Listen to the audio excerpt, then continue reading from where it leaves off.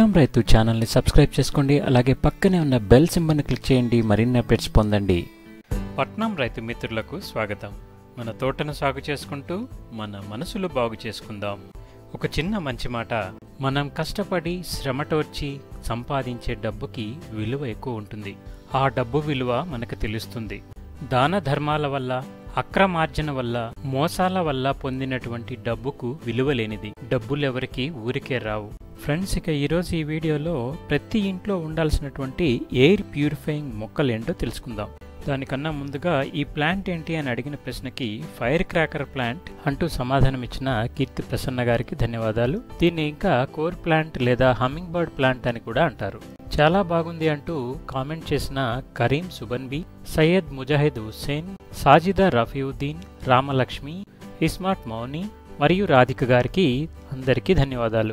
ఈ వీడియోలో ప్రశ్న, మీరు చూస్తున్నటువంటి అందమైన పువ్వుల ఈ చెట్టు పేరు ఏంటి? కొంచెం కష్టమైన ప్రశ్నే, తెలిస్తే కామెంట్ చేయండి. ఇక ఈ వీడియోలో మామిడి లేదా అరటి తోరణాలు ఎందుకు కట్టుకుంటాము, మూఢనమ్మకాలు కాకుండా సైంటిఫిక్గా ఏం చెప్తున్నారు, కింగ్ ఆఫ్ ప్లాంట్ ఏది, దాని గొప్పతనం ఏంటి, ఇంకా ప్రతి ఇంట్లో ఉండాల్సినటువంటి కంపల్సరీ మొక్కలేంటి, వాటి వల్ల ఉపయోగాలేంటి, ఇలాంటి అనేక విషయాల్ని ఈ వీడియోలో తెలుసుకుంటారు. కాబట్టి ఈ వీడియోని పూర్తిగా చూడండి.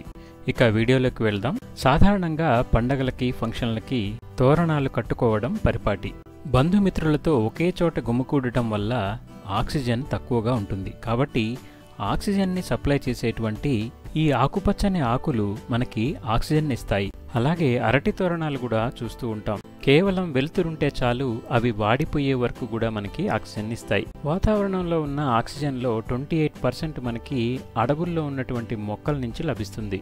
మనం పీల్చే గాలి స్వచ్ఛమైనదని మీరు అనుకుంటున్నారా? కాదు. ఎందుకంటే మనం పీల్చే గాలిలో ఎన్నో ఎయిర్ పొల్యూటెంట్స్ ఉంటాయి. అవేంటంటే బెంజిన్, ఫార్మాల్డిహైడ్, ట్రైక్లోరోఇథిలిన్, ఇంకా మనకి తెలవనటువంటి ఎన్నో ఎయిర్ పొల్యూటెంట్స్ ఉంటాయి. వీటన్నింటినీ కూడా ప్యూరిఫై చేయగలిగేటువంటి ప్లాంట్స్ ఉన్నాయి. నాసా అప్రూవ్ చేసినటువంటి ఆ ప్లాంట్స్ ఏంటో ఇప్పుడు మనం తెలుసుకుందాం. ఇవి 5 రకాల ప్లాంట్స్. మొట్టమొదటిది మనీ ప్లాంట్. దీన్ని పోథోస్ అని కూడా అంటారు. నాకు తెలిసి ఈ వీడియో చూస్తున్న వాళ్ళల్లో ఈ ప్లాంట్ తెలవని వాళ్ళంటూ ఎవరూ ఉండరు. ఇది చాలా ఈజీగా మన ఇంట్లో మనం పెంచుకోవచ్చు. ఎయిర్ ప్యూరిఫై చేయటంలో ఇది చాలా ప్రముఖ పాత్ర వహిస్తుంది. ఇది నీటిలో అయినా లేదా నేలలో అయినా చాలా చక్కగా పెరిగేటువంటి తీగజాతి మొక్క. నెంబర్ 2 సన్సవేరియా. దీన్నే మనం స్నేక్ ప్లాంట్ అని కూడా అంటాం. మనకి ఇంట్లో ఉన్నటువంటి వాయు కాలుష్యాన్ని తగ్గించడంలో ఈ మొక్క చాలా ఉపయోగపడుతుంది. ఇది చాలా మొండి మొక్క కావడం చేత మనం ఇర్రెగ్యులర్గా వాటర్ పోసినా సరే ఇది బ్రతికే ఉంటుంది. ఇక మూడవది మనకెంతో సుపరిచితమైనటువంటిది అలోవీరా, కలబంద మొక్క. ఇది మరియు స్నేక్ ప్లాంట్ రెండు కూడా సక్యులెంట్స్ జాతికి చెందినవి కాబట్టి చాలా తక్కువ వాటర్ అవసరమవుతుంది. Number 4 peace lily. ఇది కూడా చాలా లో మెయింటెనెన్స్ లోనే చాలా చక్కగా ప్రతి ఇంట్లో పెంచుకోవచ్చు. నాసా ఆమోదించిన ఎయిర్ ప్యూరిఫైయింగ్ ప్లాంట్స్ లో ఇది ఒకటి. పెద్ద పెద్ద ఆకులతో చాలా అందంగా కనిపిస్తుంది. వీటిల్లో ఏ మొక్క మీ ఇంట్లో ఉందో కామెంట్ చేయండి. ఇక 5వది బోస్టన్ ఫెన్స్. ఇంటి లోపల గాలిలో ఉండేటువంటి జెమ్స్, బ్యాక్టీరియా వంటి వాటిని ఇది ప్యూరిఫై చేస్తుంది. ఈ 5 రకాల మొక్కల్ని నాసా యొక్క పరిశోధనలో ఎయిర్ ప్యూరిఫైయింగ్ ప్లాంట్స్లో బెస్ట్ ప్లాంట్స్గా చెప్పబడ్డాయి. ఇవే కాకుండా మనము ఇంకా అనేక రకాల ప్లాంట్స్ని ఎయిర్ ప్యూరిఫైయింగ్ ప్లాంట్స్గా చెప్పుకుంటాము. అవి మనం ఇళ్లలో పెంచుతూ ఉంటాం. కరోనా కారణంగా చాలా మందిలో అవేర్నెస్ వచ్చిందని ఆశిస్తున్నాను. ఎందుకంటే ఆరోగ్యం గురించి శ్రద్ధ పెరిగింది. ప్రతి ఇంట్లో కూడా మొక్కల్ని పెంచడానికి ఇంట్రెస్ట్ చూపిస్తున్నారు. ఇక కింగ్ ఆఫ్ ప్లాంట్స్గా మనం ఏ మొక్కని చెప్పుకుంటామో ఇప్పుడు తెలుసుకుందాం.